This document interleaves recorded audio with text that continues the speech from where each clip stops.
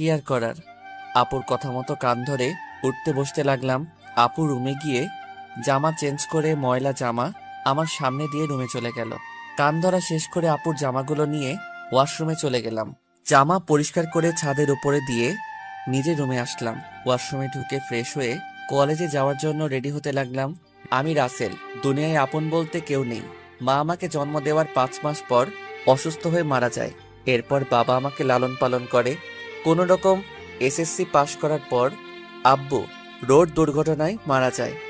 আব্বু রিক্সা চালিয়ে আমার পড়ালেখার খরচ চালিয়েছে। বাবা মারা যাওয়ার 1 মাস পর ঢাকায় চলে আসি। রাস্তা দিয়ে হাঁটতে আসি, কোথায় যাব কি করব কিছুই মাথায় আসছে না। এই ঢাকা শহরে আমার কেউ নেই, তাই যাওয়ার মতো স্থান নেই। এসব ভেবে হাঁটতেছি, হঠাৎ একটা গাড়ি এসে আমাকে ধাক্কা মারে। আমি রাস্তার এক পাশে গিয়ে পড়ি। এরপর আর কিছু মনে নেই। যখন চোখ খুলি তখন দেখি আমি একটা হাসপাতালের কেবিনে শুয়ে আছি। আমার পাশে একজন বাবার বয়সী লোক বসে আছে। আমাকে চোখ খুলতে দেখে উনি বলল, যাক, অবশেষে তোমার জ্ঞান ফিরেছে। আজ 1 দিন পর তোমার জ্ঞান ফিরেছে। আমার কি হয়েছে? আমি হাসপাতালে কেন? ওই দিন রাতে তুমি রাস্তা দিয়ে হাঁটতে হাঁটতে মাঝখানে চলে আসো। আমার ড্রাইভার কন্ট্রোল করতে না পেরে তোমাকে ধাক্কা মারে। তারপর আমি আর ড্রাইভার তোমাকে ধরে হাসপাতালে নিয়ে আসি। ও, আপনাকে অনেক ধন্যবাদ আমার জীবন বাঁচানোর জন্য। আচ্ছা, আমাকে বলো তো, তুমি রাস্তার মাঝখানে চলে আসলে কেন? আসলে দুনিয়ায় আপন বলতে আমার কেউ নেই। আম্মু জন্ম দেওয়ার 5 মাস পর অসুস্থ হয়ে মারা যায়। এরপর বাবা ছিল। 1 মাস আগে বাবা সড়ক দুর্ঘটনায় মারা যায়। এরপর ঢাকায় চলে আসি কাজের খোঁজে। এই ঢাকা শহরে আমার কেউ নেই, তাই কোথায় যাব কি করব এসব কিছু ভাবতে ভাবতে হাঁটতেছিলাম। তারপর কি হলো আপনি তো জানেন। কে বলেছে তোমার আপন কেউ নেই? আজ থেকে আমি তোমার সব। তুমি এখন থেকে আমার বাসায় থাকবে। আপনার পরিবারের মানুষ কি বলবে? আর আপনাকে তো আমি চিনি না। আমার পরিবারে আমি, স্ত্রী এবং একটা মেয়ে আছে। আর আমি হচ্ছি বাংলাদেশ টপ বিজনেসম্যানদের একজন, নাদিয়া গ্রুপ অফ কোম্পানির মালিক রহমান শিকদার। নাদিয়া হচ্ছে আমার মেয়ের নাম। আমি আপনার বাসায় যেতে পারি, কিন্তু আমাকে কোনো কাজ দিতে হবে। তুমি আমাকে আপনি করে বলছো কেন? এখন থেকে আঙ্কেল বলে ডাকবে। আর তোমাকে এখন কোনো কাজ করতে হবে না। কতটুকু পর্যন্ত লেখাপড়া করেছো? জি, আমি এবার এসএসসি পাশ করেছি। ঠিক আছে, তাহলে তুমি আগে পড়ালেখা শেষ করো, তারপর আমার অফিসে চাকরি করবে। আপনি অনেক ভালো মনের মানুষ আঙ্কেল। দুনিয়ায় আপনার মতো মানুষ থাকলে মেধাবী ছেলেগুলো রাস্তায় থাকতে হতো না। আচ্ছা ঠিক আছে, তুমি এখন রেস্ট নাও। আমি ড্রাইভারকে ফোন দিয়ে বলে দিচ্ছি, সে খাবার নিয়ে আসবে। খাবার খেয়ে ওষুধগুলো খেয়ে নিবে। আমি ডাক্তারের কাছে যাচ্ছি। এ কথা বলে আঙ্কেল কেবিন থেকে বেরিয়ে গেল। আজ 2 দিন পর আমাকে আঙ্কেলের বাসায় নিয়ে আসছে। আমাকে আন্টির সাথে পরিচয় করিয়ে দিল। আন্টির কথা শুনে বুঝতে পারলাম উনি আঙ্কেলের মতো অনেক ভালো মানুষ। বিকালে ওনার মেয়ে কলেজ থেকে আসার পর আমাকে তার সাথে পরিচয় করিয়ে দিচ্ছে। নাদিয়া আপুর কথা শুনে বুঝতে পারলাম উনিও অনেক ভালো মানুষ। আমাকে কত সহজে আপন করে নিছে। সুন্দরভাবে চলছিল আমার জীবন। আমাকে নাদিয়া আপুর কলেজে ভর্তি করিয়ে দিছে। নাদিয়া আপু প্রতিদিন ওনার সাথে করে কলেজে নিয়ে যায়। নাদিয়া আপু এবার ইন্টার ফাইনাল ইয়ারে পড়ে, আর আমি প্রথম ইয়ারে। বয়সে আমার চেয়ে 2 বছরের বড় হবে। এভাবে দেখতে দেখতে একটা বছর কেটে গেল, কিন্তু হঠাৎ নাদিয়া আপুর ব্যবহার অন্যরকম হয়ে গেছে। আজ 1 মাস থেকে, আগে তো ভালো ছিল, কিন্তু হঠাৎ এত পরিবর্তন কেন? গতকাল রাতে অনেক বৃষ্টি হয়েছে, তাই ছাদে পাতা পড়ে পানি জমে গেছে। 1 বালতির মতো পানি হবে। আমি পানিগুলো কুড়ে নিচে ফেলে দিলাম। হঠাৎ নিচের দিকে তাকিয়ে দেখি নাদিয়া আপু চোখ মুখ লাল করে দাঁড়িয়ে আছে। এরপর দ্রুত নিচে নেমে আসলাম। তারপর কি হলো আপনারা তো জানেন। আপনাদের সাথে কথা বলতে বলতে রেডি হয়ে নিচে চলে আসলাম। নিচে এসে দেখি আপু নাই, তাই আমি খালাকে জিজ্ঞেস করলাম, খালা, নাদিয়া আপু কোথায়? উনি কি নাস্তা করবে না? নাদিয়া ম্যাম তো নাস্তা করে গাড়ি নিয়ে কলেজে চলে গেছে। ও আচ্ছা, ঠিক আছে, তাহলে তুমি আমাকে নাস্তা দাও। আজকে আমার পাঠক পাঠিকা ভাই বোনদের সাথে কথা বলতে বলতে দেরি হয়ে গেছে। পাঠক পাঠিকা এরা আবার কারা? আরে খালা, যারা আমার গল্প নিয়মিত পড়ে তাদের বলছি। আমি তো এত কিছু বুঝি না, পড়ালেখা করি নাই, তাহলে বুঝবো কেমনে? তুমি বরং নাস্তা করে তাড়াতাড়ি কলেজে যাও। আমি আর কোনো কথা না বলে নাস্তা করে ব্যাগটা নিয়ে বাসার বাইরে চলে আসলাম। তারপর একটা রিক্সা নিয়ে কলেজে যেতে লাগলাম। এবার আপনারা হয়তো বলবেন, আপনার আঙ্কেল আন্টি কোথায়? আসলে আঙ্কেল আন্টি গ্রামে আঙ্কেলের বাসায় গেছে। আজকে প্রায় 15 দিন হয়েছে। কবে আসবে সেটা এখনো বলে নাই। এই 15 দিন নাদিয়া আপু আমাকে গাড়িতে করে কলেজে নিয়ে যায়নি। 15 দিন আগে শুধু গাড়িতে করে কলেজে নিয়ে যেত, কিন্তু আসার সময় নিয়ে আসতো না। আমি সেটা আঙ্কেল আন্টিকে বলি নাই, তাহলে আপুকে বকাঝকা করবে। আপু আমার সাথে খারাপ ব্যবহার করছে ঠিকই, কিন্তু কখনো গায়ে হাত তোলে নাই। আজকে আমার দোষের কারণে থাপ্পড় মেরেছে। আমার দরকার ছিল নিচে তাকিয়ে পানিগুলো ফেলার, তাহলে আর আপুর গায়ে পড়তো না। কথা বলতে বলতে কলেজে চলে আসলাম। পকেটে হাত দিয়ে দেখি মানি ব্যাগ আনতে ভুলে গেছি। সব পকেটে হাত দিয়ে দেখি 30 টাকার মতো আছে। রিক্সা ভাড়া মিটিয়ে কলেজের গেট দিয়ে ভিতরে ঢুকলাম। তারপর ক্লাসের সামনে চলে গেলাম। দেখি স্যার পড়া শুরু করে দিছে। স্যার, ভিতরে আসতে পারি? আরে রাসেল, তুমি আজকে এত দেরি কেন কলেজ আসতে? আসলে স্যার, বাসায় একটু কাজ ছিল, সেগুলো শেষ করে আসতে দেরি হয়ে গেছে। ঠিক আছে, এখন সিটে গিয়ে বসো। Okay sir. আমি আর কোনো কথা না বলে রাফির পাশে গিয়ে বসলাম। রাফি বলল, কিরে, তোর গাল লাল হয়ে আছে কেন? শালা, স্যার ধরতে পারে নাই। তুই শালা কিভাবে ধরলি? শুন, আমি তোর বেস্ট ফ্রেন্ড। তোর চেহারার দিকে তাকালে আমি সব বুঝতে পারি। এখন বল, লাল হয়ে আছে কেন? নাদিয়া আপু কি তোর গায়ে হাত তুলেছে? তোকে কলেজ ছুটি হওয়ার পর সব খুলে বলবো। রাফি আর কোনো কথা বলল না। আসলে আমরা দুজন বেস্ট ফ্রেন্ড। আমি আমার সবকিছু ওর সাথে শেয়ার করি, আর রাফি তার সবকিছু আমার সাথে শেয়ার করে। রাফির বাবা আঙ্কেলের মতো একজন বিজনেসম্যান। সবগুলো ক্লাস শেষ করে দুই বন্ধু বাহিরে আসলাম। এবার বল, নাদিয়া আপু তোকে কেন মেরেছে?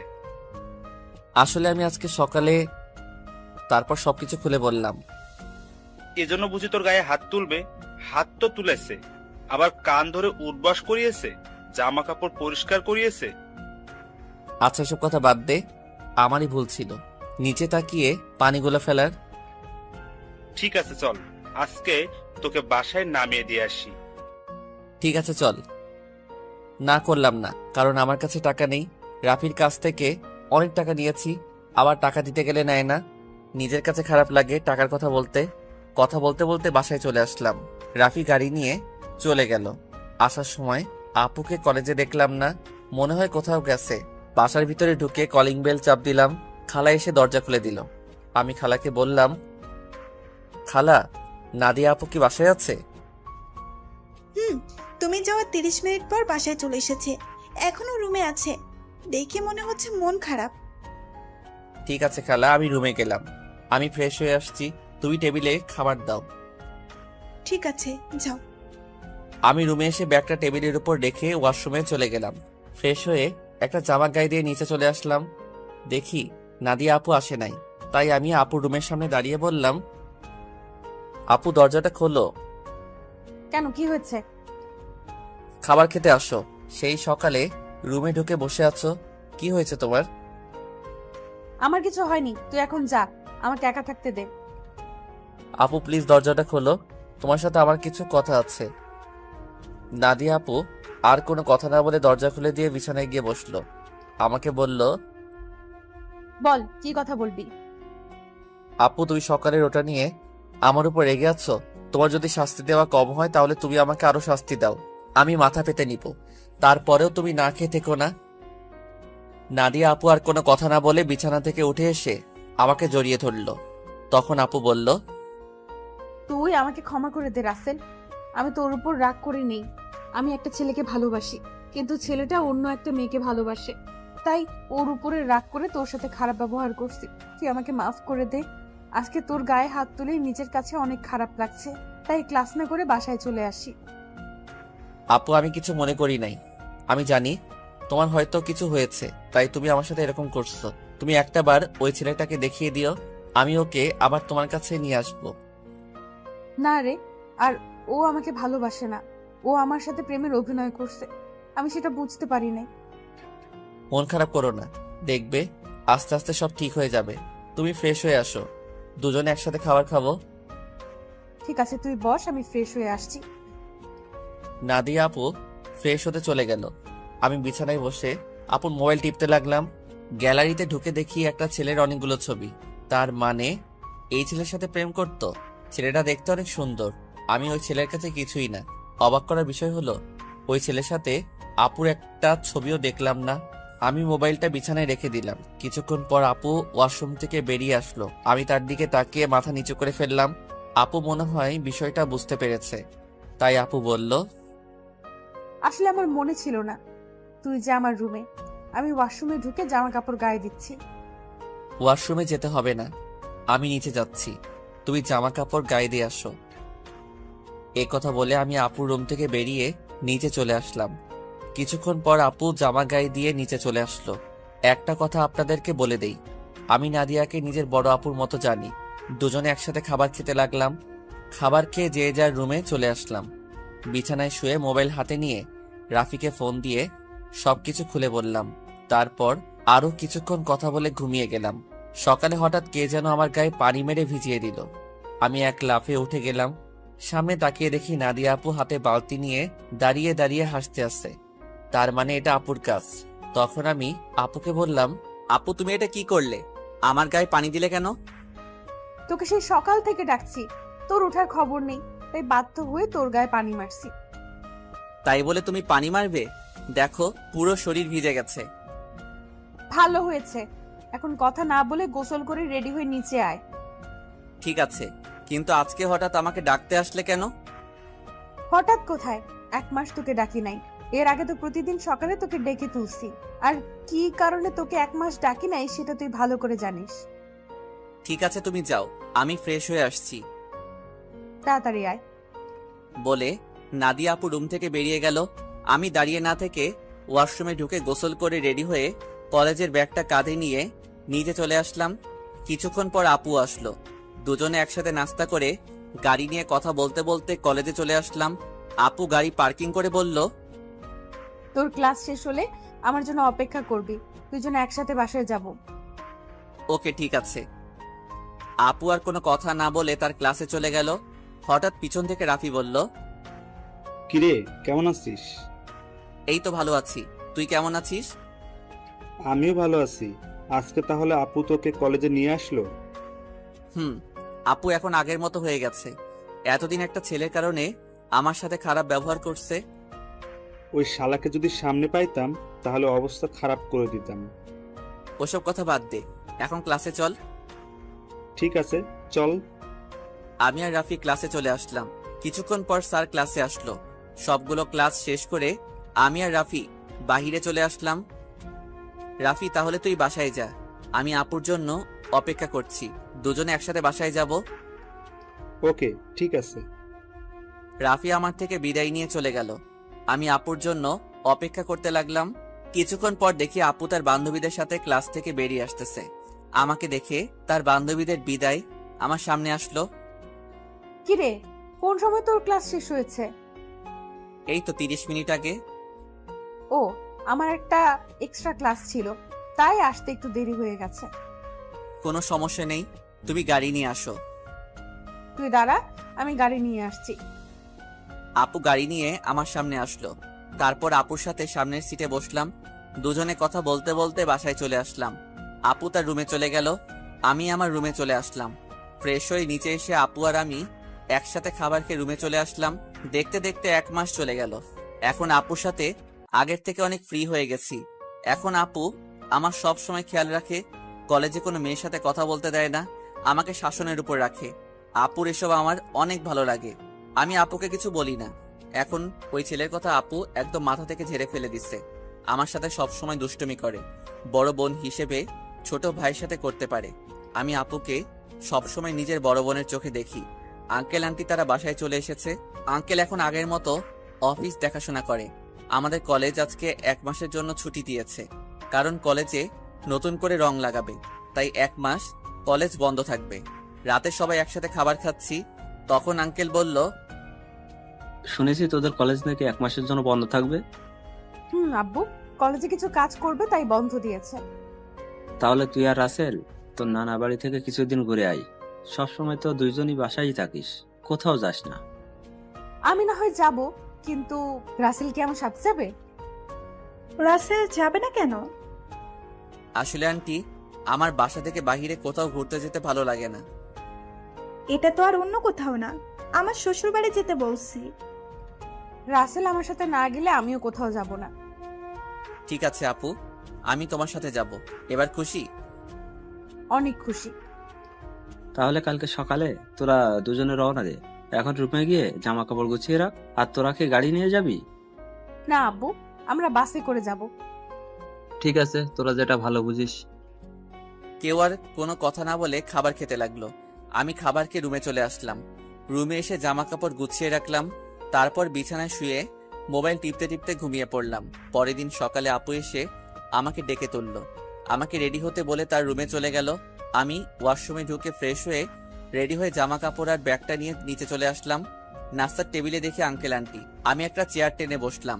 হঠাৎ সিঁড়ির উপরে চোখ পড়তেই আমি চমকে উঠলাম। আজকে আপুকে অনেক সুন্দর লাগছে। নীল রঙের একটা জামা গায়ে দিছে। আপুকে নীল রঙের জামায় অনেক সুন্দর লাগছে।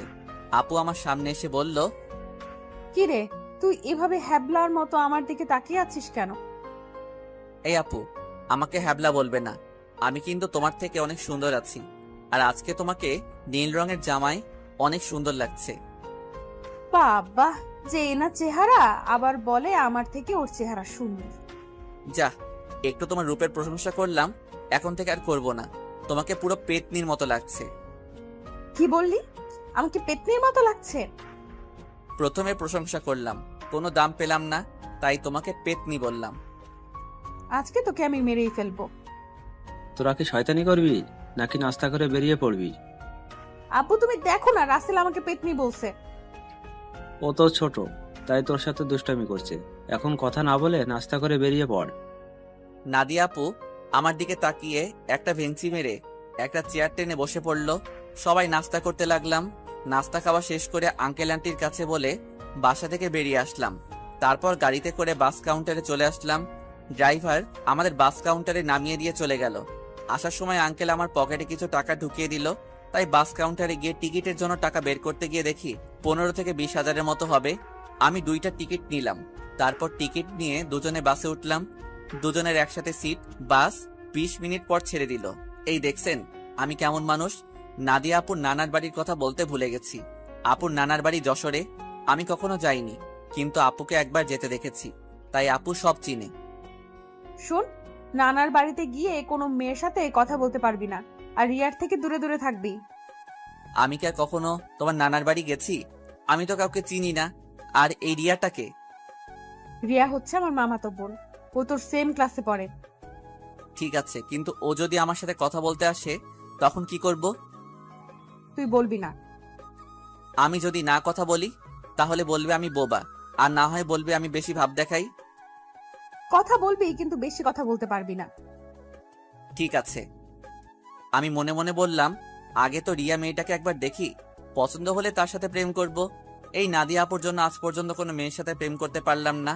তো যাই হোক, দুজনে কানে হেডফোন লাগিয়ে গান শুনতে লাগলাম। বাস এসে একটা রেস্টুরেন্টে থামলো। তখন আমি নাদিয়া আপুর দিকে তাকিয়ে দেখি ঘুমিয়ে আছে। আমি আপুকে ডাক দিলাম। আপু চোখ খুলে বলল, কিরে, ডাকছিস কেন? আপু বাস একটা রেস্টুরেন্টে থামছে, চলো দুজনে খাবার খেয়ে নেই। ঠিক আছে, চল। নাদিয়া আপু আর আমি বাস থেকে নেমে রেস্টুরেন্টের ভিতরে ঢুকে গেলাম। আপু ওয়াশরুমে ঢুকে ফ্রেশ হয়ে আসলো। আমি অন্য একটা ওয়াশরুমে ঢুকে ফ্রেশ হয়ে আসলাম। দুজনে গিয়ে একটা টেবিলে গিয়ে বসলাম। আপু ওনার মতো করে অর্ডার করলো, আমি আমার মতো অর্ডার করলাম। কিছুক্ষণ পর ওয়েটার খাবার নিয়ে আসলো। দুজনে খাবার খেতে লাগলাম। খাবার খেয়ে দুজনে আবার বাসের ভিতরে চলে আসলাম। আবার আগের মতো বসে পড়লাম। বাস কিছুক্ষণ পর ছেড়ে দিল। বাস চলছে আপন গতিতে। আমরা দুজন আবার হেডফোন লাগিয়ে গান শুনতে লাগলাম। দেখতে দেখতে আমরা এখন যশোর চলে এসেছি। দুজনে বাস থেকে নেমে দেখি একটা গাড়ি আমাদের সামনে দাঁড়িয়ে আছে, আর গাড়ির সাথে একজন লোক দাঁড়িয়ে আছে। নাদিয়া মামা বলে তাকে জড়িয়ে ধরলো। আসলে আমি কখনো আপুর মামাকে দেখি নাই। ওর মামা ঢাকায় মনে হয় সহজে যায়নি, তাই চিনতে পারলাম না। আমি আর আপু পিছনের সিটে বসলাম। তখন আপুর মামা বলল, তাহলে এই হচ্ছে রাসেল? ও হচ্ছে রাসেল, তুমি তো বাহিরে ছিলে তাই দেখো নাই। ও তার মানে নাদিয়ার মামা বাহিরে ছিল। তখন নাদিয়ার মামা বলল, কেমন আছো রাসেল? পড়ালেখা কেমন চলছে? জি মামা, আমি অনেক ভালো আছি, আর পড়াশোনা ভালোই চলছে। ও, তা কয়টা মেয়ের সাথে প্রেম করো? মামা, আপনি এটা কি বলছেন? আরে সমস্যা নেই, আমাকে তোমার বন্ধু ভাবে বলতে পারো। প্রেম মনে হয় আমি কখনো করতে পারবো না। একটা পেত্নীর কারণে সবসময় আমাকে মেয়েদের থেকে দূরে সরিয়ে রাখে। ও মা, তাই? তা সে মানুষটাকে? আমি আপুর দিকে তাকিয়ে দেখি আমার দিকে চোখ লাল করে তাকিয়ে আছে। ভয়ে আমার গলা শুকিয়ে গেল, তাই কথা ঘুরিয়ে বললাম, আসলে আমার কলেজের এক ছেলে বন্ধু। সে বলেছে আমাদের দুজনের মধ্যে কেউ কখনো প্রেম করব না, কোনো মেয়ের সাথে বন্ধুত্ব করব। এ কারণে আজ পর্যন্ত একটা প্রেম করতে পারলাম না। আমার কথা শুনে মামা হাসতে হাসতে শেষ। আপুর দিকে তাকিয়ে দেখি এবার মুচকি মুচকি হাসছে। যাক বাবা, এবার তাহলে বেঁচে গেছি, তা না হলে খাচ্চুন্নি আজকে আমার অবস্থা খারাপ করে ছাড়তো। কথা বলতে বলতে মামা একটা বাসার ভিতরে গাড়ি ঢুকিয়ে দিল। আমি আর আপু গাড়ি থেকে নামলাম। আপু দৌড়ে ভিতরে চলে গেল। আমি এক জায়গায় দাঁড়িয়ে আছি। মামা গাড়ি পার্কিং করে আমার সামনে এসে বলল, কি ব্যাপার রাসেল, তুমি এখানে দাঁড়িয়ে আছো কেন? ভেতরে যাও। আমি কেমন করে যাব? আমি তো কাউকে চিনি না। আপু তো আমাকে না নিয়ে দৌড় দিয়ে ভিতরে চলে গেল। ও, এ ব্যাপার। ঠিক আছে, তুমি আমার সাথে আসো। এটা হচ্ছে আমাদের বাড়ি। আপনাদের বাড়িটা অনেক সুন্দর। এই বাড়িটা আব্বু বানিয়েছে প্রায় 5 কোটি টাকা খরচ করে। বাইরে থেকে যদি এত সুন্দর হয়, না জানি ভিতরে দেখতে কেমন। ভিতরে আসো, তারপর দেখো কেমন লাগে। দুজনে কথা বলতে বলতে ভিতরে গেলাম। ভিতরে ঢুকে আমি তো আরো অবাক হয়ে গেলাম। পুরো বাড়িটা রাজপ্রাসাদের মতো। বাইরে থেকে ভেতর কেমন লাগছে? অনেক সুন্দর মামা। গ্রামের ভেতরে আমাদের বাড়িটা 1 নম্বরে আছে। এমন বাড়ি আর কোথাও নাই। হুম।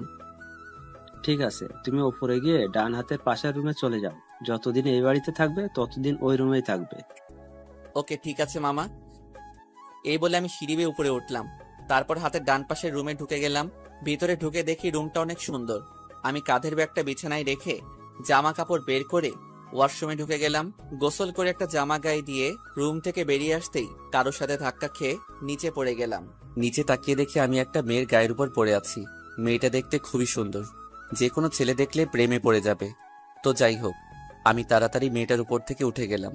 হাত বাড়িয়ে মেয়েটাকে দাঁড় করালাম। তখন আমি বললাম, সরি, বিশ্বাস করুন আমি আপনাকে দেখতে পাইনি। সমস্যা নেই, কিন্তু আপনাকে তো ঠিক চিনতে পারলাম না। আপনি কে, আর আমাদের বাড়িতে কি করে? আমি রাসেল, নাদিয়া আপুর সাথে এসেছি। আমি নাদিয়া আপুদের বাসায় থাকি। ও, তার মানে আপনি রাসেল। ফুফা ফুফির কাছে আপনার কথা শুনেছি।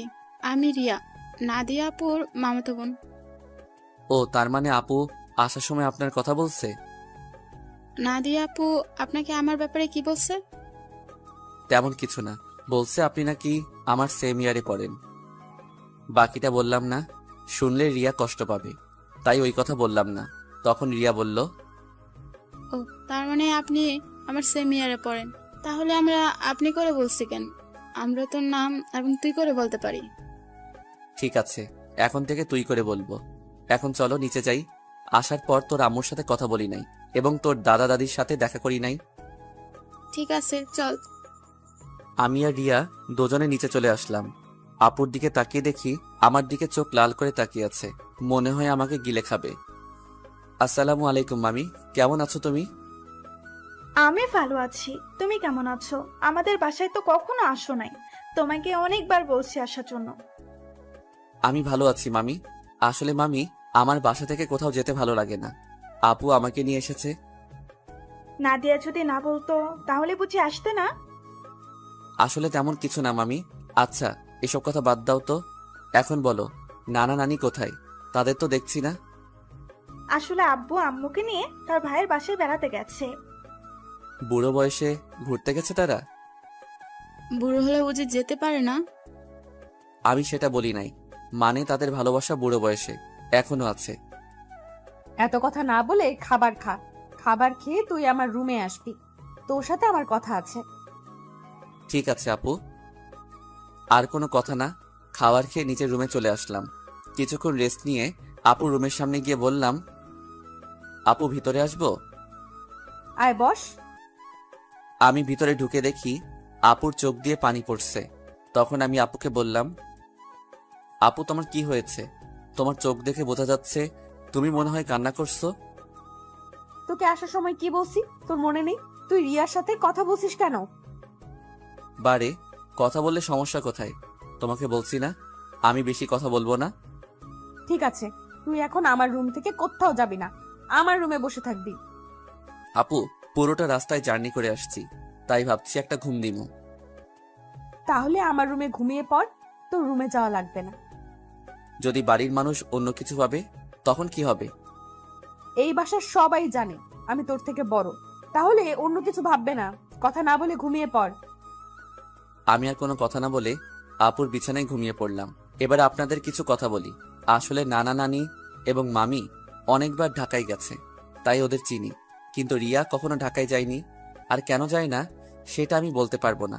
আমার ঘুম আসার পর আপু আমার দিকে তাকিয়ে আছে আর মনে মনে বলে, রাসেল, তুই কি আমার মুখের কথা বুঝতে পারিস না? আমি তোর এত খেয়াল কেন রাখি? তোকে কোনো মেয়ের সাথে কথা বলতে দেইনি কেন? কারণ আমি তোকে অনেক ভালোবাসি। তোকে যদি আমার জীবনে না পাই তাহলে আমার এই জীবন শেষ করে দিব। আমি তোকে অন্য মেয়ের সাথে সহ্য করতে পারবো না। এই কথা বলে আপু আমার কপালে এবং গালে 4-5টা চুমু খেলো। তারপর রুম থেকে বেরিয়ে রিয়ার রুমে গেল। রিয়া বিছানায় শুয়ে কি যেন ভাবছে। তখন আপু রিয়ার পাশে বসে বলল, কি রে রিয়া, তোকে দেখে বোঝা যাচ্ছে তুই কিছু একটা নিয়ে চিন্তিত আছিস। আসলে আপু তেমন কিছু না। এখন বলো হঠাৎ আমার রুমে? কেন, তোর রুমে কি আসা যাবে না? আরে আমি ওইভাবে বলিনি। আচ্ছা ওটা বাদ দাও, তোমাকে একটা কথা বলি, রাসেল কি কোনো মেয়ের সাথে প্রেম করে? কেন, আমার জানা মতে রাসেল কোনো মেয়ের সাথে প্রেম করে না। তা এটা কেন জিজ্ঞেস করলি? না আপু, এমনি জিজ্ঞাসা করলাম। তা আপু তোমার লেখাপড়া কেমন চলছে? আমার তো ভালোই চলছে, তোর কেমন চলছে? আমারও ভালোই চলছে। ঠিক আছে, তুই থাক, আমি রুমে গেলাম। এই কথা বলে আপু নিজের রুমে চলে আসলো।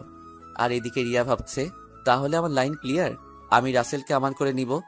আমি ওকে প্রথম দেখাই ভালোবেসে ফেলেছি। আমাকে যে করেই হোক রাসেলের মন জয় করতে হবে। কিন্তু আমি ওর মন জয় করব কেমন করে? তখন রিয়া ভাবতে লাগলো। হঠাৎ তার মাথায় একটা বুদ্ধি আসে, আমাকে তার সাথে প্রতিদিন কলেজে নিয়ে যাবে। তারপর আস্তে আস্তে রাসেলকে রিয়ার প্রতি দুর্বল করবে। বিকালে ঘুম থেকে উঠে দেখি আপু আমার পাশে শুয়ে আছে, যেন একটা পিচ্চি মেয়ে আমার পাশে শুয়ে আছে। আমি আপুর দিকে তাকিয়ে বিছানা থেকে নামতেই আপুর ঘুমটা ভেঙে গেল। কি ব্যাপার আপু, তুমি উঠলে কেন? ঘুম ভেঙে গেছে তাই উঠে গেলাম। তুই ফ্রেশ হয়ে আয়, দুজনে মিলে গ্রামটা ঘুরে দেখবো। ঠিক আছে, আমি রুমে গিয়ে ফ্রেশ হয়ে আসছি। এই বলে আপুর রুম থেকে বেরিয়ে নিজের রুমে চলে আসলাম। ওয়াশরুমে ঢুকে ফ্রেশ হয়ে একটা জামা গায়ে দিয়ে নিচে নেমে আসলাম। নিচে এসে দেখি রিয়া সোফায় বসে টিভি দেখছে। আমাকে দেখে সামনে এসে বলল, কিরে, তুই কি কোথাও যাবি? হুম আপু, আর আমি তোদের গ্রামটা ঘুরে দেখব। আপু ফ্রেশ হয়ে আসছে। ঠিক আছে, তোরা আমার জন্য কিছুক্ষণ অপেক্ষা কর, আমিও তোদের সাথে যাব। এই বলে রিয়া দৌড় দিয়ে তার রুমে চলে গেল। কিছুক্ষণ পর আপু বেরিয়ে আসলো। আপুকে দেখতে অনেক সুন্দর লাগছে। রাসেল, আমি রেডি, এবার চল। একটু দাঁড়াও, রিয়া বলেছে সেও আমাদের সাথে যাবে, আমাদের অপেক্ষা করতে বলছে। আপু রিয়ার কথা শুনে মুখটা বেজার করে ফেললো। আমি বুঝতে পারছি, কিন্তু আমি তো আর রিয়াকে মানা করতে পারবো না। কিছুক্ষণ পর রিয়াও বেরিয়ে আসলো। রিয়াকেও অনেক সুন্দর লাগছে, হালকা মেকআপ করছে, তাতে অনেক সুন্দর লাগছে রিয়াকে। তারপর আমরা তিনজন বাসা থেকে বেরিয়ে গ্রামের ভিতর দিয়ে হাঁটতে লাগলাম। গ্রামের দৃশ্য দেখতে অনেক সুন্দর, মন চায় সারাদিন সবুজ শ্যামলে গ্রামটা ঘুরে দেখতে। কি সুন্দর বাতাস বয়ে যাচ্ছে, বাতাসে আপু এবং রিয়ার চুল উঠছে। তাদের দিকে তাকিয়ে দেখি ওরা দুজন আমার দিকে তাকিয়ে আছে। আমি তো কিছুই বুঝতে পারলাম না। ঘুরতে ঘুরতে রাত 8টা বেজে গেল। আসলে আমরা রিয়াদের বাজারে আসছি, এখানে ফুচকা আইসক্রিম খেয়েছি। আপু বেশি খাইনি, চেহারাটা কেমন করে যেন রেখেছে। মনে হয় রিয়াকে সাথে করে আনার জন্য মন খারাপ করে ফেলছে। তো যাই হোক, তিনজনে হাঁটতে হাঁটতে বাসায় চলে আসলাম। যে যার রুমে চলে আসলাম। আমি ওয়াশরুমে ঢুকে ফ্রেশ হয়ে নিচে চলে আসলাম। সবার সাথে খাবার খেতে লাগলাম। আপু খাবার খাচ্ছে না, হঠাৎ হাত ধুয়ে রুমে চলে গেল। আমি হালকা কয়েকটা খাবার খেয়ে আপুর রুমে চলে আসলাম। রুমে এসে দেখি আপু বিছানায় শুয়ে আছে। আমি আপুর সামনে গিয়ে বললাম, আপু, আমি রিয়াকে আমাদের সাথে যেতে বলি নাই, সে নিজে এসেছে আমাদের সাথে। আপু কোনো কথা বলছে না। আবার অন্যদিকে মুখ ঘুরিয়ে নিল। এবার আমি আপুকে আমার দিকে ঘুরিয়ে বললাম, আপু, তুমি কি আমার উপর রেগে আছো? প্লিজ, তুমি এভাবে মন খারাপ করে থাকলে আমার কাছে একটু ভালো লাগে না। হঠাৎ আপু আমার সাথে এমন কিছু করবে সেটা আমি কখনো ভাবতেই পারিনি। আপু আমাকে জড়িয়ে ধরে ঠোঁটের সাথে ঠোঁট লাগিয়ে পাগলের মতো কিস করতে লাগলো। আমি ছাড়ার চেষ্টা করছি, কিন্তু আপু আমাকে শক্ত করে ধরে আছে। প্রায় 5 মিনিট পর ছেড়ে দিয়ে কান্না করতে করতে বলল, তুই কি কিছু বুঝিস না? আমি কেন তোকে অন্য মেয়ের সাথে কথা বলতে দিই না? তোকে সবসময় চোখে চোখে রাখি, তোরা তো কেয়ার করি, কারণ আমি তোকে ভালোবাসি। আমি তোকে অন্য মেয়ের সাথে কথা বলতে দেখলে সহ্য করতে পারি না। আমি তোকে অনেক ভালোবাসি রাসেল। আমি তো আপুর কথা শুনে অবাক হয়ে গেলাম। আপু এটা কি বলছে? তখন আমি আপুকে বললাম, আপু, তোমার মাথা কি ঠিক আছে? তুমি এটা কি বলছো? আমি তোমাকে বড় বোনের মতো সম্মান করি। আমি মনে করছি তুমি আমাকে ছোট ভাই হিসেবে এত কেয়ার এবং খেয়াল রাখো। না, আমি তোকে ভালোবাসি বলে এত কেয়ার এবং খেয়াল রাখি। প্লিজ রাসেল, তুই আমাকে ফিরিয়ে দিস না। আপু, এটা কখনো সম্ভব নয়। তুমি আমার 2 বছরের বড়। এটা পরিবারের এবং আঙ্কেল আন্টি কখনো মেনে নিবে না। সমাজের মানুষ নানান ধরনের কথা বলবে। আমি পারবো না তোমাকে ভালোবাসতে। তুই যদি আমাকে ভালো না বাসিস তাহলে আমি নিজেকে শেষ করে দিব। আমি তোকে ছাড়া বড় অসহায়। আমি তোকে ছাড়া থাকতে পারবো না। এই তোমাদের মতো মেয়েদের বাংলা সিনেমার মতো একটা ডায়লগ আছে, কাউকে নিজের করে না পেলে আত্মহত্যা করবে, হাত কেটে ফেলবে, ছাদ থেকে লাফ দিবে, এমনকি বিষ খাবে। এগুলো ছাড়া আর কি তোমরা কিছু করতে পারো না? যাকে ভালোবাসি তাকে যদি নিজের করে না পাই, তাই মেয়েরা এসব করতে বাধ্য হয়। আমি তোকে সত্যিই অনেক ভালোবাসি। আপু, আমি তোমাকে বোনের মতো জানি। আমি তোমাকে কখনো ভালোবাসতে পারবো না। তুমি এসব বিষয়ে আমার সাথে কথা বললে আমি তোমাদের সবাইকে ছেড়ে চলে যাব। না না, তুই কোথাও যাস না। তোকে না দেখলে আমি থাকতে পারবো না। ঠিক আছে, আমি আর কখনো তোকে ভালোবাসার কথা বলবো না। কথাটা যেন মনে থাকে। আগে যেভাবে চলতে এখনো সেভাবে চলবে। আমি এখন রুমে গেলাম। এই বলে নিজের রুমে চলে আসলাম। রুমে এসে বিছানায় শুয়ে আপুর কথাগুলো ভাবতে লাগলাম। আপু এটা কেমন করে বলল? আঙ্কেল আন্টি যদি জানতে পারে তাহলে আমাকে বাসা থেকে বের করে দিবে। তারপর আমি কোথায় যাব? এসব কিছু ভাবতে ভাবতে কখন যে ঘুমিয়ে গেছি মনে নাই। সকালে রিয়া রুমে এসে ডাকতে লাগলো। ওই রাসেল, ওর তাড়াতাড়ি। কি হয়েছে, ডাকছিস কেন? আজকে তুই আমার সাথে কলেজে যাবি, তাই তোকে ডাকতে আসলাম। আমি তোর কলেজে যাব কেন? আমি তো তোর কলেজে পড়ি না। সেটা তো আমি জানি, তোকে আমাদের কলেজটা ঘুরে দেখাবো। তাড়াতাড়ি ওঠ। ঠিক আছে, তুই যা, আমি ফ্রেশ হয়ে আসছি। রিয়া আর কোনো কথা না বলে আমার রুম থেকে বেরিয়ে গেল। আমি বিছানা থেকে উঠে ওয়াশরুমে ঢুকে ফ্রেশ হয়ে রেডি হয়ে নিচে চলে আসলাম। নিচে এসে দেখি মামা মামি নাস্তার টেবিলে বসে আছে। আমি গিয়ে একটা চেয়ার টেনে বসলাম। তা রাসেল, রাতে ঘুম কেমন হয়েছে? অনেক ভালো ঘুম হয়েছে মামা। তা তুমি এত সকালে ঘুম থেকে উঠলে কেন? রিয়া আমাকে ঘুম থেকে উঠিয়ে দিল তার সাথে কলেজে যাওয়ার জন্য। আমাকে নাকি তাদের কলেজটা ঘুরে দেখাবে। ও ঠিক আছে, তোমরা নাস্তা করো, আমি নাদিয়াকে ঘুম থেকে ডেকে তুলছি। আপু এখনো ঘুম থেকে উঠে নাই? এখনো তো উঠে নাই। গতকাল রাতে অল্প কয়টা খাবার খেয়েছে। মেয়েটার হঠাৎ কি হলো? কি আর হবে, মনে হয় ভালো লাগছে না তাই খাবার কম খেয়েছে। হঠাৎ রিয়া এসে একটা চেয়ার টেনে আমার পাশে বসলো। তখন রিয়া বলল, কি হয়েছে আম্মু? তোমরা কি নিয়ে কথা বলছো? তোর নাদিয়া আপুর কথা বলছে। মেয়েটার হঠাৎ কি হয়েছে? আপুর আবার কি হবে? কালকে তো আমার সাথে সুন্দরভাবে ঘোরাঘুরি করছে। মনে হয় অনেক হাঁটাহাঁটি করাতে শরীর খারাপ লাগছে। হয়তো তাই হবে। ঠিক আছে, তোরা নাস্তা করে কলেজে যা। আমি নাদিয়া ঘুম থেকে উঠলে তাকে জিজ্ঞেস করব। কেউ আর কোনো কথা না বলে নাস্তা খেতে লাগলো। আর আমি তো জানি আপু কেন এমন করছে। আপু যেটা চাচ্ছে সেটা কখনোই সম্ভব নয়। আমি কখনো আপুকে ওই রকম চোখে দেখি নাই। রিয়া আর আমি নাস্তা করে মামাকে বলে বাসা থেকে বেরিয়ে আসলাম।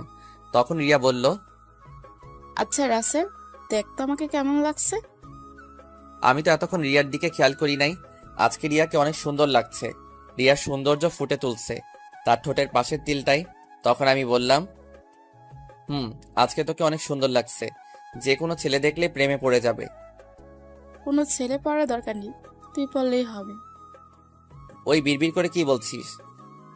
কিছু না, একটা রিক্সা ডাক দে। বাসায় গাড়ি থাকতে রিক্সা করে কলেজে যাবি কেন? আমার মন বলছে তুই একটা রিক্সা ডাক দে। ওই একটা রিক্সা ডাক দিব কেন? আমরা তো দুইজন এখানে, একটা রিক্সায় কি করে যাব? ওই হারামি, রিক্সায় করে আমি আর তুই যেতে পারবো না? বেশি কথা না বলে রিক্সা ডাক দে। ঠিক আছে, দিচ্ছি। একদিনের পরিচয় তুই আমার সাথে এইভাবে ঝগড়া করছিস? তোর সাথে তো এখনো কিছুই করিনি। তাড়াতাড়ি রিক্সা ডাক দে, এমনি দেরি হয়ে যাচ্ছে। আমি আর কোনো কথা না বলে একটা রিক্সা ডাক দিলাম। দুজনে রিক্সায় উঠলাম। তখন রিয়া বলল, আচ্ছা রাসেল, তুই কি কখনো প্রেম করেছিস কোনো মেয়ের সাথে? আমার দ্বারা এসব হবে না। আমার সাথে কোনো মেয়ে প্রেম করবে না। আমার চেহারা ভালো না। কে বলেছে তোর চেহারা খারাপ? তুই দেখতে অনেক সুন্দর। সুন্দর হলে কি হবে? আপু তো আমাকে কোনো মেয়ের সাথে প্রেম করতে দিবে না, আর আমিও মনের মতো কাউকে পাইনি। আশেপাশে তাকালেও পেতে পারিস। আমার পাশে তুই ছাড়া আর তো কেউ নেই, তাহলে পাবো কি করে? আরে পাগল, তোকে কি অন্য কারো কথা বলছি? আমাকে কি চোখে পড়ে না? কিরে, চুপ করে আছিস কেন? তোর কলেজ আর কত দূর? এই তো সামনেই। তারপর দুজনে কথা বলতে বলতে রিয়ার কলেজের সামনে চলে আসলাম। আমি রিক্সা ভাড়া দিলাম। রিয়া আমাকে মানা করছে, কিন্তু তারপরেও আমি ভাড়া দিছি। দুজনে গেট দিয়ে কলেজের ভিতরে ঢুকলাম। হঠাৎ কয়টা মেয়ে আমাদের সামনে আসলো।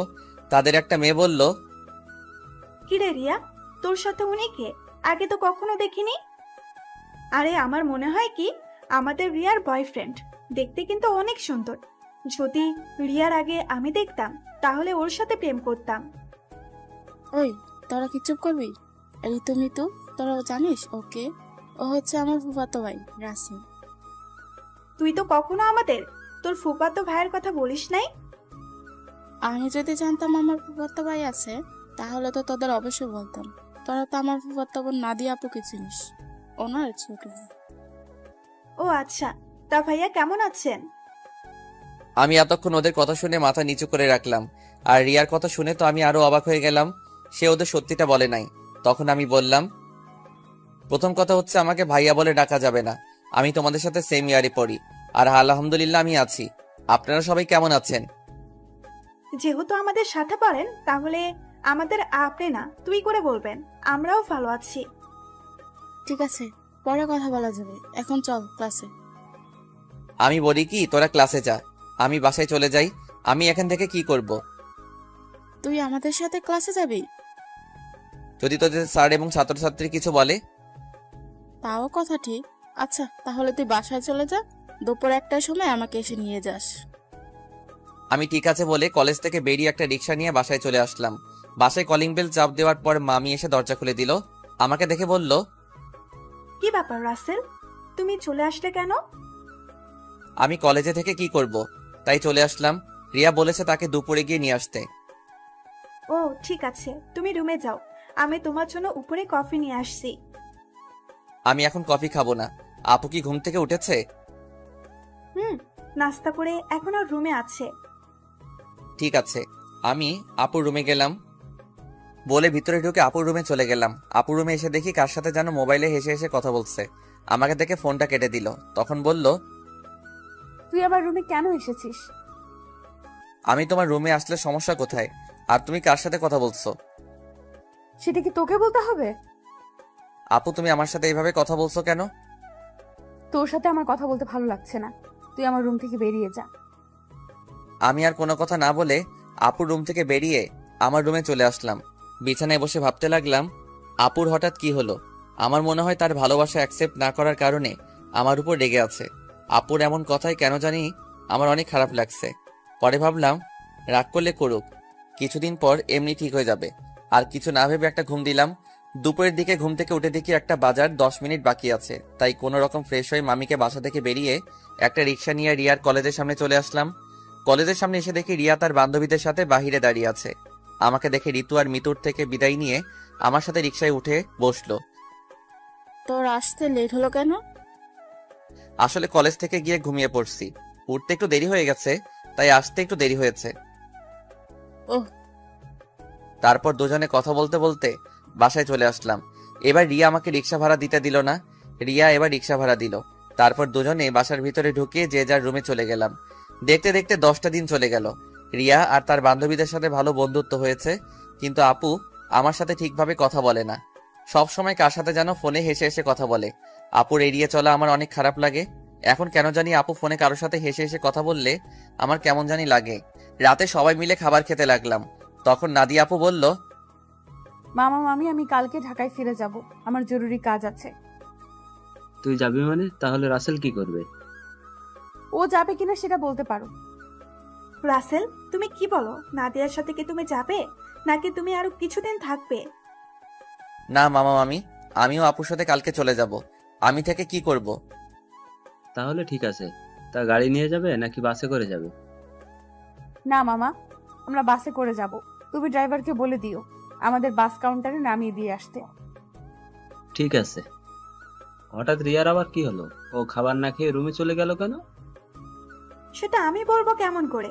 তুমি গিয়ে তোমার মেয়েকে জিজ্ঞেস করো। ওর সাথে পরে কথা বলবো, এখন খাবার খাও।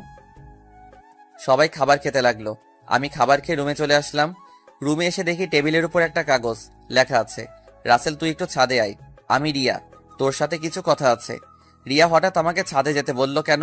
আমি আর কোনো কিছু না ভেবে রুম থেকে বেরিয়ে ছাদে চলে গেলাম। ছাদে নিয়ে দেখি রিয়া ছাদের একটা কোথায় অন্যদিকে তাকিয়ে আছে। আমি রিয়ার সামনে গেলাম, তারপর রিয়াকে বললাম, বল আমাকে ছাদে আসতে বললি কেন? রিয়া আমার দিকে ঘুরে তাকালো।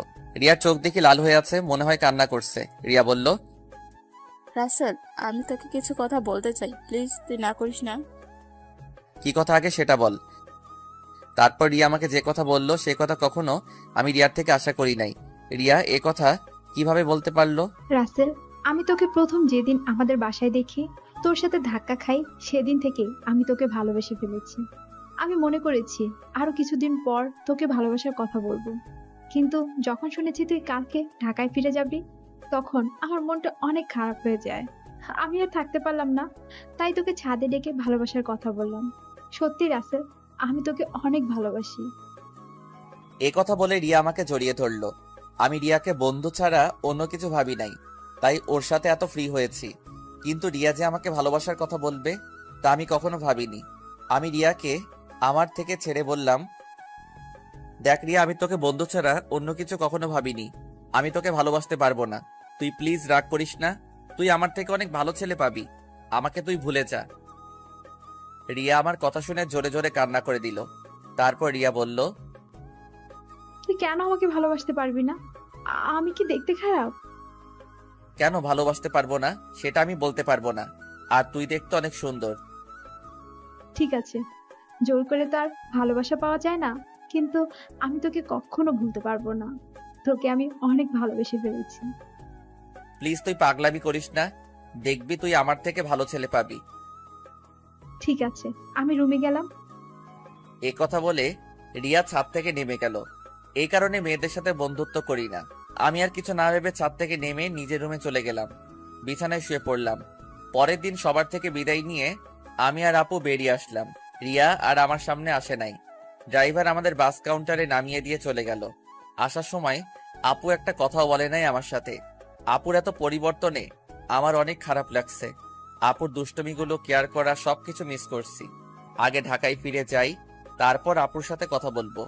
টিকিট কেটে দুজনে বাসে উঠলাম। দুজনের সিট একসাথে পড়েছে। আপু জানালার পাশে গিয়ে বসলো। দেখতে দেখতে আমরা ঢাকায় এসে পৌঁছে গেলাম। ড্রাইভার আঙ্কেল আমাদেরকে নেওয়ার জন্য গাড়ি নিয়ে অপেক্ষা করছে। আমি আসার সময় ড্রাইভার আঙ্কেলকে ফোন দিয়ে আসতে বলেছি। দুজনে বাস থেকে নেমে গাড়িতে গিয়ে বসলাম। আমি ড্রাইভার আঙ্কেলের সাথে সামনের সিটে বসলাম। আপু পিছনের সিটে গিয়ে বসলো। আপুর দিকে তাকিয়ে দেখি কার সাথে যেন মোবাইলে চ্যাটিং করছে। আমি আপুর থেকে চোখ সরিয়ে দিলাম। কিছুক্ষণ পর বাসায় চলে আসলাম। আপু গাড়ি থেকে নেমে ভিতরে চলে গেল।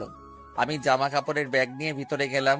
আন্টি বলল, কি ব্যাপার রাসেল, তোমরা এত তাড়াতাড়ি বাসে আসলে যে? আরো কিছুদিন থাকতে। আন্টি আপুর নাকি কাজ আছে, তাই চলে আসলাম। আর 10 দিন তো থেকে আসলাম। ঠিক আছে, তুমি রুমে গিয়ে ফ্রেশ হয়ে আসো, আমি টেবিলে খাবার দিচ্ছি। ঠিক আছে আন্টি। এই বলে নিজের রুমে চলে আসলাম। রুমে এসে ওয়াশরুমে ফ্রেশ হয়ে নিচে চলে আসলাম। একটা চেয়ার টেনে বসলাম। আপুকে দেখলাম না টেবিলে। তখন আমি আন্টিকে বললাম, আন্টি আপু কোথায়? আপু খাবার খাবে না? ও তো খাবার খেয়ে রুমে চলে গেছে, তুমি খেয়ে নাও। ও আমি আর কোনো কথা না বলে খাবার খেয়ে রুমে চলে আসলাম। দেখতে দেখতে আরো 10টা দিন চলে গেল। আপুর সাথে কথা বলতে গেলে আমার সাথে কথা বলে না। এই 10টা দিন অনেক কষ্টে কেটেছে। রিয়াদের বাসায় তেমন কষ্ট পাইনি, কারণ রিয়ার সাথে দুষ্টুমি করতে করতে দিন পার হয়ে গেছে। কিন্তু এখানে তো আপুই আমার সাথে সবসময় দুষ্টুমি করত। আমি এখন বুঝতে পেরেছি, আপুর সাথে কথা না বলতে পারলে আমি অচল। আপুর আগের দুষ্টুমিগুলো খুব মিস করছি। আমার মনে হয় আমিও আপুকে ভালোবেসে ফেলেছি। কিন্তু আন্টি আঙ্কেল কি আমাদেরকে মেনে নিবে? সমাজের মানুষ কি বলবে? আপুকে দেখি এখন সবসময় হাসি খুশি থাকে, তার সাথে যেন মোবাইলে সারাদিন কথা বলে। আপু কি তাহলে অন্য কাউকে ভালোবাসে? না, আমার মনের কথা আপুকে খুলে বলতে হবে। রাতে রাফিকে ফোন দিয়ে বললাম কলেজের সামনে দেখা করতে। রাফিকে বলে দেখি সে কি বলে। আমি একটা জামা গায়ে দিয়ে বাসা থেকে বেরিয়ে একটা রিক্সা নিয়ে কলেজের সামনে চলে গেলাম। কিছুক্ষণ পর দেখি রাফি বাইক নিয়ে আমার সামনে আসছে। রাফি বাইকটা সাইড করে আমার সামনে এসে বলল, কিরে, হঠাৎ জরুরি দেখা করতে বললি কেন? আসলে তোর সাথে একটা কথা আমি শেয়ার করি নাই, এখন না করেও পারছি না। কি কথা বল। তাহলে শোন। তারপর রিয়াদের বাসা এবং আপুদের বাসা থেকে সবকিছু খুলে বললাম। এখন তুই বল আমি কি করব? আঙ্কেল আন্টি যদি জানতে পারে তাহলে তো আমাকে বাসা থেকে বের করে দিবে। তখন আমি কোথায় যাব? তোর এই বন্ধু থাকতে তোর কোনো সমস্যা নেই। তুই আপুকে তোর মনের কথা খুলে বল, পরেরটা পরে দেখা যাবে। আপু কি এখন আমাকে ভালোবাসবে? আমি তো তার মনে কষ্ট দিচ্ছি। হয়তো কিছুদিন তোর সাথে অভিমান করে থাকবে, তারপরে এমনি অ্যাকসেপ্ট করে নিবে। আমার মনে হয় আপু অন্য কোনো ছেলেকে ভালোবাসে। সারাদিন দেখি কার সাথে যেন মোবাইলে হেসে হেসে কথা বলে। আগে তুই আপুকে মনের কথা খুলে বল, তারপর দেখ আপু কি বলে।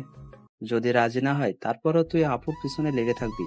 তোকে যদি সত্যি ভালোবাসে তাহলে দেখবি তোর সাথে বেশি দিন অভিমান করে থাকবে না। তুই আপুর সব অত্যাচার সহ্য করে নিবি। ঠিক আছে, আজকে আমি আপুকে মনের কথা খুলে বলবো। আমি আর থাকতে পারছি না। এই 10টা দিন আমি অনেক কষ্ট পেয়েছি। ওকে, চল তোকে বাসায় নামিয়ে দিই। আমি রাফির বাইকে করে বাসায় চলে আসলাম। রাফি আমাকে নামিয়ে দিয়ে চলে গেল। বাসার ভিতরে ঢুকে দেখি একটা গাড়ি, কিন্তু গাড়িটা তো আঙ্কেলের না। তাহলে বাসায় কারা এসেছে? আমি দরজার সামনে দাঁড়িয়ে কলিং বেল চাপ দিলাম। খালা এসে দরজা খুলে দিল। আমি ভিতরে ঢুকে দেখি আপু শাড়ি পরে মেহমানদের সামনে বসে আছে। আবার একটা ছেলে দেখি তাদের সাথে আছে। আঙ্কেল দেখি বাসায়। সবাইকে অনেক খুশি খুশি লাগছে। আমাকে দেখে আঙ্কেল বলল, রাসেল, তুমি সকালে কোথায় গিয়েছিলে? আসলে আঙ্কেল রাফির সাথে ছিলাম। ও, তা দাঁড়িয়ে আছো কেন? বসো। দেখ, নাদিয়াকে ওরা দেখতে এসেছে। তাদের নাদিয়াকে পছন্দ হয়েছে। এখন বিয়ের দিন তারিখ ঠিক করবে। নাদিয়াপুর বিয়ের কথা শুনে আমার পায়ের নিচের মাটি সরে গেল।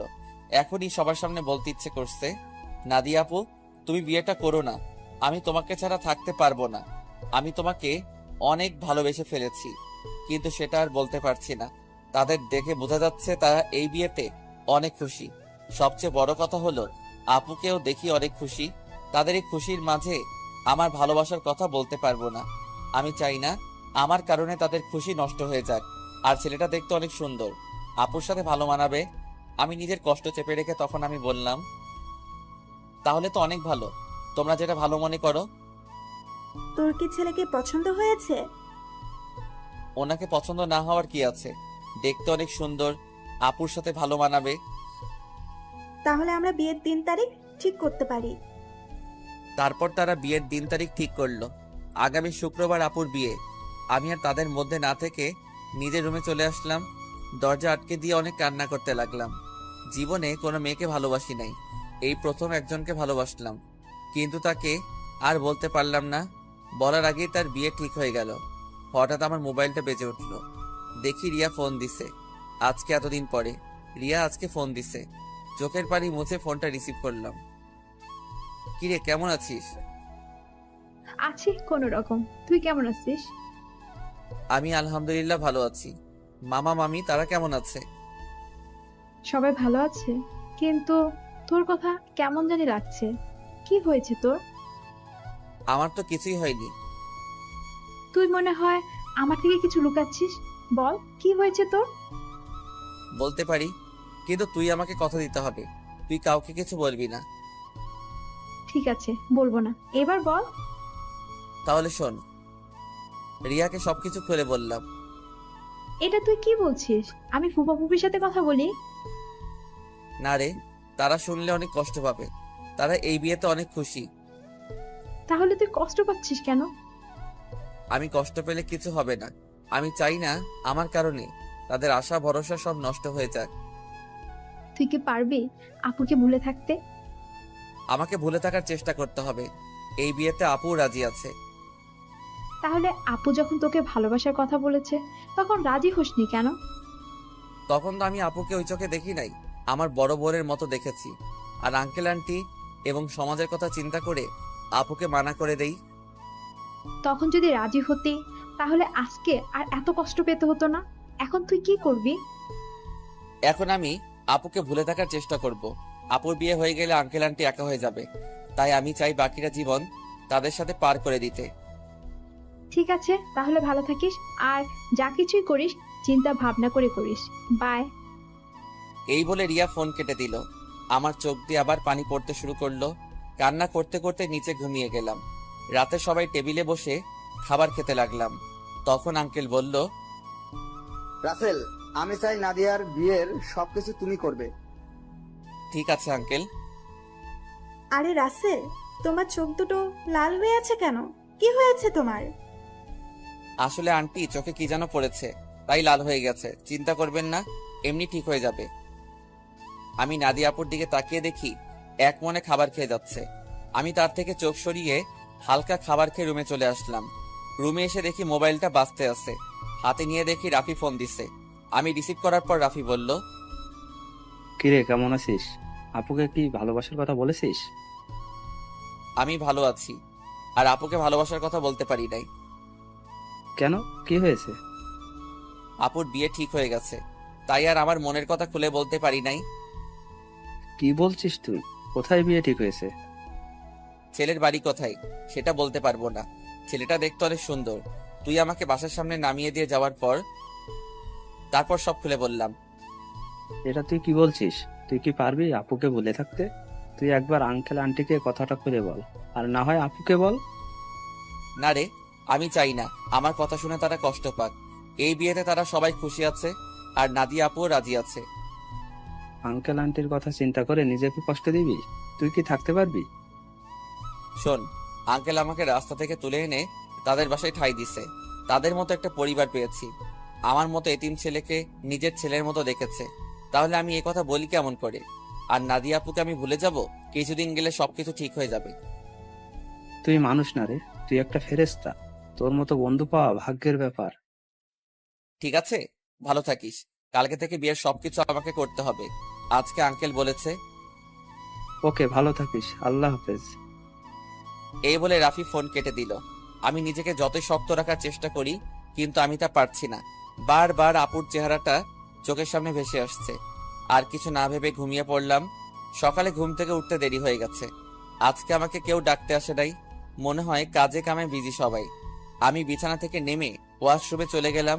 ফ্রেশ হয়ে একটা জামা গায়ে দিয়ে নিচে আসলাম। নিচে এসে একজনকে দেখে আমি পুরো অবাক হয়ে গেলাম। কি আর কেউ নয়, আপুর সাথে যে ছেলের বিয়ে ঠিক হয়েছে সেই ছেলে। আমি এখনো ওনার নাম জানি না। আমাকে দেখে ডাক দিল। আসসালামু আলাইকুম দুলাভাই, কেমন আছেন? আলহামদুলিল্লাহ, ভালো আছি। তুমি কেমন আছো? আমিও ভালো আছি। দুলাভাইয়ের নামটা তো জানা হলো না, তা হঠাৎ বিয়ের আগে শ্বশুর বাড়িতে? আমার নাম রনি। নিজের অফিস দেখাশোনা করছি, আর আজকে নাদিয়াকে নিয়ে মার্কেটে যাব বিয়ের কেনাকাটা করতে। আমি চাই নাদিয়ার পছন্দ মতো সবকিছু কিনে দিতে। খুব ভালো, তা আপু কোথায়? নাদিয়া রেডি হয়ে আসছে, তুমিও আমাদের সাথে চলো। না দুলাভাই, আঙ্কেল আমাকে বিয়ের সবকিছুর দায়িত্ব দিছে। আমি নাস্তা করে বাহিরে গিয়ে বিয়ের কার্ডের অর্ডার, ডেকোরেশন সবকিছু করে আসতে হবে। আমার হাতে অনেক কাজ। আপনি আপুকে নিয়ে যান। তোমার যখন কাজ আছে তাহলে তো আর জোর করা যাবে না। চলুন, নাস্তা করবেন। আমি বাসা থেকে করে এসেছি, তুমি করে নাও। বলে নাস্তা টেবিলে চলে আসলাম। খালা আমাকে নাস্তা দিয়ে গেল। হঠাৎ সিঁড়ির উপর চোখ গেল, দেখি আপু সুন্দরভাবে সেজে গুজে নিচে নামছে। আপুকে দেখতে অনেক সুন্দর লাগছে। আপু আমার দিকে তাকাতেই আমি চোখ সরিয়ে নিলাম। তারপর তারা দুজনে বাসা থেকে বেরিয়ে গেল। আমি হালকা নাস্তা করে বাসা থেকে বেরিয়ে রিক্সা নিয়ে রাফিদের বাসার সামনে চলে আসলাম। ভাড়া মিটিয়ে কলিং বেল চাপ দিলাম। কিছুক্ষণ পর রাফির আম্মু দরজা খুলে দিল। আসসালামু আলাইকুম আম্মু, কেমন আছো? এতদিন পর তোর এই আম্মুর কথা মনে পড়ছে? সরি আম্মু, আমার ভুল হয়ে গেছে, আর কখনো এমন ভুল করব না। ঠিক আছে, এখন ভিতরে আয়। রাফি তার রুমে আছে, তুই ওর রুমে যা, আমি কফি পাঠিয়ে দিচ্ছি। ঠিক আছে আম্মু। আমি ভিতরে ঢুকে ওপরে রাফির রুমে যেতে লাগলাম। এবার আপনাদের বলি, রাফির আম্মু জানে আমার আব্বু আম্মু নেই, আমি একটা এতিম ছেলে। তখন রাফির আম্মু আমাকে বলে, কে বলেছে তোর আব্বু আম্মু নেই? আজকে আমি তোর আম্মু, এখন থেকে আমাকে আম্মু বলে ডাকবি। এখন আমার 2 ছেলে। এরপর থেকে রাফির আম্মুকে আমি আম্মু বলে ডাকি। রাফির রুমে এসে দেখি রাফি বিছানায় শুয়ে মোবাইল টিপতে আছে। আমাকে দেখে উঠে বসলো। কিরে, তুই কখন আসলি? এই তো কিছুক্ষণ আগে। তা তুই আসবি, আমাকে তো বললি না। আমি তো এমনি আসি নাই, আপুর বিয়ের সব দায়িত্ব আঙ্কেল আমাকে দিছে। আমি তো একা একা সবকিছু করতে পারবো না, তাই তোকে নিয়ে সবকিছু করব। নিজের ভালোবাসার মানুষের বিয়ের সব দায়িত্ব তুই পালন করবি, তোর কি একটুও কষ্ট হচ্ছে না? কষ্ট হলে তো কিছুই করার নেই। আঙ্কেল আন্টি সুখের জন্য আমি সবকিছু করতে রাজি আছি। এখন তাড়াতাড়ি রেডি হয়ে নে, হাতে অনেক কাজ আছে। ঠিক আছে, তুই বস, আমি ফ্রেশ হয়ে আসছি। এই বলে রাফি ওয়াশরুমে ঢুকে ফ্রেশ হয়ে আসলো। আম্মু এসে আমাদেরকে কফি দিয়ে গেল। দুজনে কফি খেয়ে আম্মুর থেকে বিদায় নিয়ে বাহিরে চলে আসলাম। বাইক নিয়ে দুজনে বেরিয়ে পড়লাম। প্রথমে বিয়ের কার্ডের অর্ডার দিলাম, তারপর বাকি যে কাজ ছিল সবকিছুর কাজ সেরে বাসায় চলে আসলাম। রাফি আমাকে বাসার সামনে নামিয়ে দিয়ে চলে গেল। আমি বাসার ভিতরে ঢুকে কলিং বেল চাপ দেওয়ার পর খালা এসে দরজা খুলে দিল। সব কাজ শেষ করে আসতে সন্ধ্যা হয়ে গেছে। আমি আর বাহিরে দুপুরে খাবার খেলাম। ভিতরে ঢুকে দেখে আঙ্কেল আন্টি সোফায় বসে কফি খাচ্ছে আর কথা বলছে। আমাকে দেখে আঙ্কেল ডাক দিল। আমি গিয়ে তাদের পাশে বসলাম। রাসেল, সব কাজ কি শেষ? জি আঙ্কেল, কালকে সকালে ডেকোরেশনের সব লোক মালপত্র নিয়ে চলে আসবে, আর বিয়ের কার্ড কালকে বিকালে নিয়ে আসতে বলছে। ফুলের লোক গায়ে হলুদের দিন সকালে আসবে। ঠিক আছে, তুমি এখন রুমে গিয়ে ফ্রেশ হয়ে কিছুক্ষণ রেস্ট নাও, কালকে আবার কাজে লেগে পড়তে হবে। ঠিক আছে আঙ্কেল। এই বলে নিজের রুমে চলে আসলাম। ওয়াশরুমে ঢুকে ফ্রেশ হয়ে বিছানায় শুয়ে পড়লাম। রাতে খাবার খাওয়ার জন্য খালা ডেকে গেছে, তাই বিছানা থেকে উঠে নিচে চলে আসলাম। টেবিলের সামনে গিয়ে দেখি আঙ্কেল আন্টি আর আপু বসে আছে। আমি একটা চেয়ার টেনে বসলাম। আন্টি খাবার বেড়ে দিল। আপুর দিকে তাকিয়ে দেখি এক মনে খাবার খেয়ে যাচ্ছে। আমার দিকে একটাবার তাকালো না। আমি খাবার খেয়ে নিজের রুমে চলে আসলাম। তারপর বিছানায় শুয়ে পড়লাম। পরের দিন বিকালে বিয়ের কার্ড নিয়ে আসলাম। তখন আমি আঙ্কেলকে বললাম, আঙ্কেল, বিয়ের কার্ডগুলো কি করব? তোমার বন্ধু বান্ধব কতজন আছে তাদের একটা করে দিয়ে এসো, আমি কিছু রাখছি, আর বাকিগুলো নাদিয়াকে দিয়ে দেয়। আঙ্কেল, আমার তেমন বন্ধু নেই। আমার একমাত্র বন্ধু শুধু রাফি এবং তার পরিবার। ঠিক আছে, তাদের বিয়ের কার্ড দিয়ে এসো, আমি কিছু রাখছি, বাকিগুলো নাদিয়াকে দিয়ে আয়। আঙ্কেল কিছু কার্ড রাখলো। বাকিগুলো নিয়ে আপুর রুমের সামনে গেলাম। বাহির থেকে বললাম, আপু ভিতরে আসতে পারি? আয়। আমি ভিতরে ঢুকে দেখি আপু বিছানায় বসে আছে, কিন্তু অবাক করার বিষয় হলো আপুর চোখ দুটো লাল হয়ে আছে। আমাকে দেখে বলল, কেন এসেছিস? আসলে আপু, আঙ্কেল বলেছে বিয়ের কার্ডগুলো তোমাকে দিতে, তোমার বন্ধু বান্ধবকে দেওয়ার জন্য। ঠিক আছে, রেখে যা। আমি বিছানার উপরে কার্ডগুলো রেখে যেই না রুম থেকে বেরিয়ে যাব, তখন আপু আমাকে পেছন থেকে জড়িয়ে ধরে কান্না করে দিল। আমি আপুকে আমার দিকে ঘুরিয়ে বললাম, আপু তুমি কান্না করছো কেন? তুই কি মানুষ নাকি অন্য কিছু? আপু হঠাৎ এই কথা বলল কেন? আমাকে রিয়া ফোন করে সব বলে দিছে। তুই আমাকে ভালোবাসার কথা বললি না কেন? আমি তোমাকে যেদিন বলতে যাব সেদিন দেখি তোমাকে ছেলেপক্ষ দেখতে এসেছে, তাই আর বলি নাই। তুই তো আমাকে একটাবার বলে দেখতি, তোকে আমি এখনো অনেক ভালোবাসি। সেটা আর কখনো সম্ভব না। তোমার বিয়ে ঠিক হয়ে গেছে। এই বিয়েতে আঙ্কেল আন্টি অনেক খুশি। আমি চাই না তাদের মনে কষ্ট দিতে। তুই মা বাবার সুখের কথা চিন্তা করে নিজের ভালোবাসা কোরবানি দিবি? এছাড়া আমার কোনো উপায় নেই। ঠিক আছে, তুই যখন মা বাবার সুখের কথা চিন্তা করে আমাকে বিয়ে করবি না, তাহলে আমি রনিকে বিয়ে করব। কিন্তু কখনো রনিকে স্বামীর অধিকার দিব না। আমি তোকে ভালোবাসি আর সারা জীবন বেঁচে যাব। আপু তুমি এমন পাগলামি করো না, আমাকে তুমি ভুলে যাও। নিজের বাবা মার কথা একটাবার চিন্তা করো।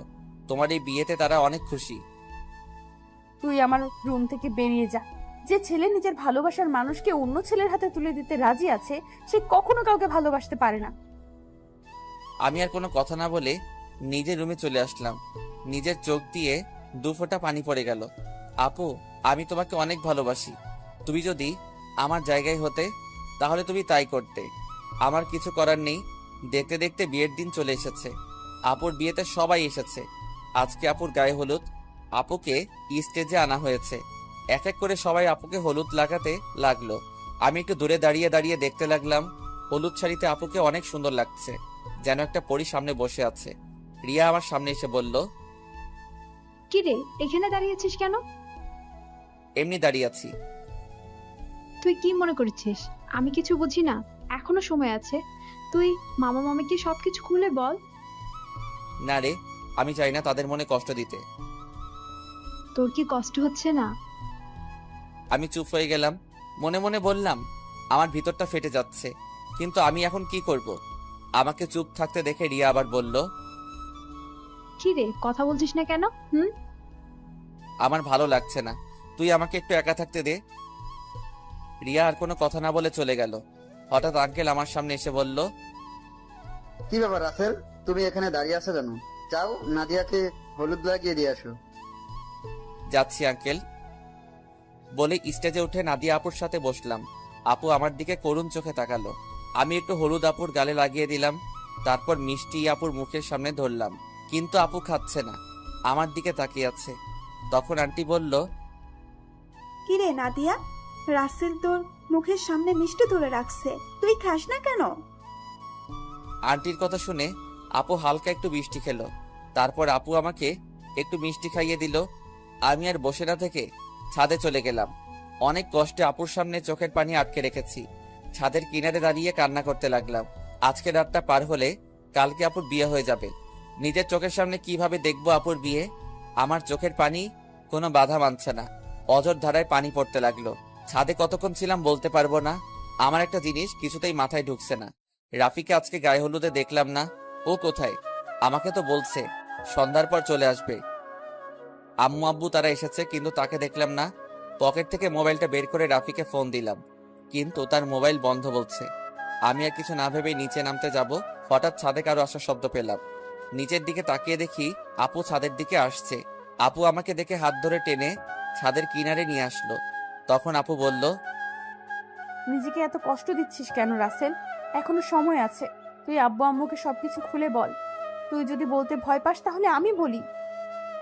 না আপু, তুমি এই কাজ কখনো করবে না। তারা শুনলে অনেক কষ্ট পাবে। আমি চাই না তারা আমার কথা শুনে কষ্ট পাক। তুই কি পারবি আমাকে ছেড়ে থাকতে? আমাকে পারতেই হবে। রাসেল, শেষবারের মতো আমার একটা কথা রাখবি? কি কথা বলো? তুই কালকে আমার সামনে আসিস না। আমি তোকে সামনে দেখলে কবুল বলতে পারবো না। ঠিক আছে, আমি তোমার সামনে থাকবো না। আমাকে জড়িয়ে ধরে একটা কিস করবি? কালকের পর তো অন্য পুরুষের সাথে থাকতে হবে। এখানে অন্য পুরুষ কোথায় থেকে আসলো? সে তো হবে তোমার স্বামী। কিন্তু আমি তো তাকে কখনো স্বামী হিসেবে মানবো না। আমি শুধু তোকে ভালোবাসি। প্লিজ আপু, তুমি আমাকে ভুলে যাও। স্বামীর সংসার নিয়ে নতুন জীবন শুরু করো। আমি কখনো তোকে ছাড়া নতুন জীবন শুরু করতে পারবো না। আপু, তোমাকে আমার কসম দিয়ে বলছি, তুমি আঙ্কেল আন্টির মনে কষ্ট দিও না। সব বাবা মা চায় তার মেয়ে যেন সুখী থাকে। ঠিক আছে, তুই যা বলছিস তাই হবে। এখন আমাকে শেষবারের মতো জড়িয়ে ধরে একটা কিস কর। তোর কাছে এটাই আমার শেষ চাওয়া। আপু, তোমাকে জড়িয়ে ধরতে পারবো, কিন্তু কিস করতে পারবো না। এটা একমাত্র তোমার স্বামীর অধিকার। ঠিক আছে, তাহলে জড়িয়ে ধর। আমি আপুকে জড়িয়ে ধরলাম। আপু শুধু চোখের পানি ফেলছে। আমাকে কিছুক্ষণ জড়িয়ে ধরে নিচে নেমে গেল। পরের দিন আমি কাজে বিজি থাকতে শুরু করলাম। সবকিছু ঠিকঠাক মতো দেখিয়ে দিতে লাগলাম। কিছুক্ষণ পর আম্মু আমার সামনে আসলো। কিরে রাসেল, তোকে গতকাল থেকে ঠিকভাবে দেখতে পাচ্ছি না, কোথায় কোথায় থাকিস? আসলে আম্মু, আপুর বিয়ের সব দায়িত্ব আমার হাতে, তাই কাজে কামে এদিক ওদিক দৌড়াতেছিলাম। তোর চোখ দুটো দেখে লাল হয়ে আছে, কি হয়েছে তোর? আমার কিছু হয়নি আম্মু, এমনি রাতে একটু ঘুম কম হয়েছে, বেশি রাতে ঘুমাইছি তো, আবার সকাল সকাল ঘুম থেকে উঠে কাজে লেগে পড়ছি। ঠিক আছে, তুই থাক, ভেতরে যাচ্ছি। ওকে আম্মু। আচ্ছা আম্মু, রাফি কোথায়? কালকে থেকে রাফিকে দেখছি না, ওর মোবাইলও বন্ধ। আমাকে তো বলছে তার কি একটা কাজ আছে, তাই সে আসতে পারবে না, কিন্তু আজকে দুপুরে চলে আসবে বলছে। মোবাইল বন্ধ কেন সেটা তো বলতে পারবো না। ও, আম্মু আর কোনো কথা না বলে চলে গেল। আমি আবার কাজে লেগে পড়লাম। দেখতে দেখতে দুলা আসার সময় হয়ে গেছে। এদিকে আমার সবকিছু ঠিকঠাক মতো হয়ে গেছে। আমি রুমে এসে ফ্রেশ হয়ে একটা পাঞ্জাবি গায়ে দিয়ে রুম থেকে বেরিয়ে যেতেই হঠাৎ রিয়া আমার রুমে আসলো। কিরে, তুই হঠাৎ আমার রুমে? রাসেল, তোর অনেক কষ্ট হচ্ছে তাই না রে? আমি সব কষ্ট মাটি চাপা দিয়ে দিছি। হয়তো নাদিয়া আপু আমার কপালে ছিল না, তাই এরকম আমার সাথে হয়েছে। আমি তার জন্য দোয়া করি, সে যেন স্বামী সংসার নিয়ে সুখে থাকে। তোকে কিছু বলার ভাষা নেই আমার।